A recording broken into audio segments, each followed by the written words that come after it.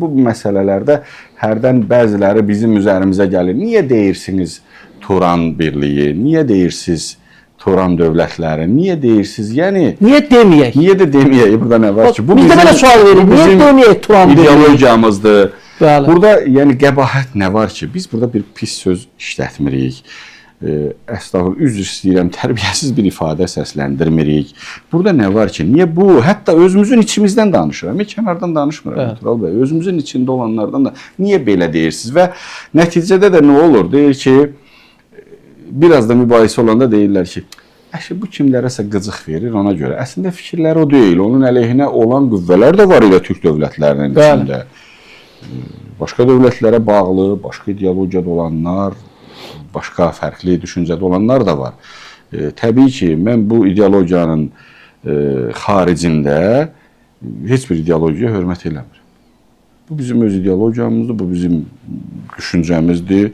Bu və zaman-zaman bizim belə dövlətlərimiz olubdur. Böyük bizim imperiyalarımız olub, bizim böyük dövlətlərimiz olub. Cənab Prezident də bunu səsləndirir. Biz Ağqoyunluların, Qaraqoyunluların, Şah İsmailin, bizim sultanımız var, şahımız var. Biz böyük dövlətlər yaratmış xalq milləti. Bu elə belə deyil ki bu.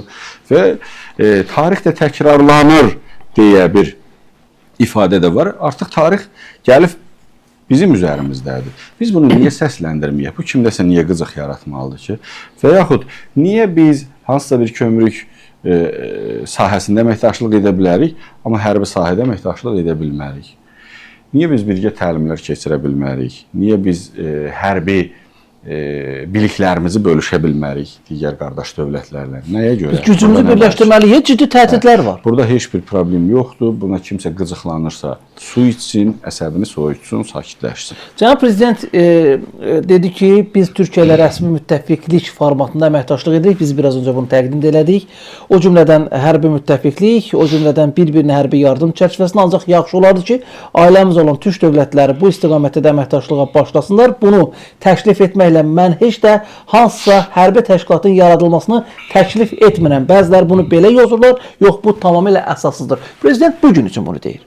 Yəni bugün belə bir təklifimiz yoxdur. Amma bu demək deyil ki, yaxın 10 ildə, 15 ildə biz Turan ordusunu yaratmayacağıq. Daha tez mən düşünürəm ki, orada yenə deyirəm, orada bir qəbahət bir iş yoxdur.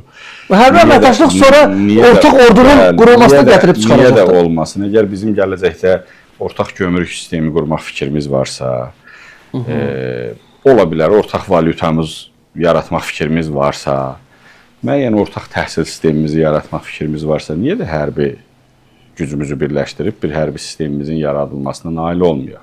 Və bu da zamanı gələndə və şəraiti yetişəndə bu məsələdə olmalıdır. Niyə nə deyirəm, dövlətlər buna necə qərar verəcək, o başqa bir məsələdir. Amma mən düşünürəm ki, olmalıdır. Və burada da heç bir qəbahət yoxdur, hətta zəruridir. Biz kiminsə ərazisinə göz dikmirik, kiminsə ərazisinə, suverenliyinə göz dikmirik. Sadəcə öz təhlükəsizliyimizi qardaş dövlətlər vasitəsilə hər birimiz, həm o dövlətlər, həm biz daha da gücləndiririk. Bizə təhdidlər var. Orta Asiya ölkələrindən Rusiyadan təhdid var, bizə var, Türkiyə müxtəlif istiqamətlərdən təhdidlər var. Biz bu təhdidləri gücümüzü birləşdirərək dəf edə bilərik. Bəli, ona görə də inşallah ki, mən ümid edirəm bu məsələlər öz həllini tapacaqdır.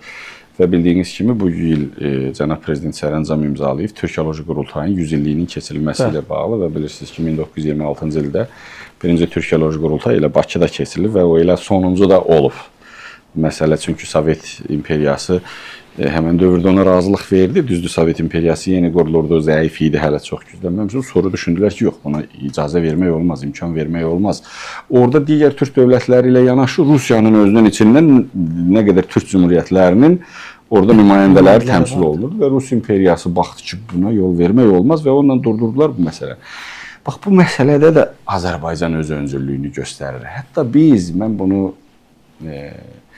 qıcıq yaratmaq üçün demirəm. Azərbaycan bu məsələlərdə digər Türk dövlətlərini bir də görürsən, belə deyək də, qabaqlayır, önə keçir.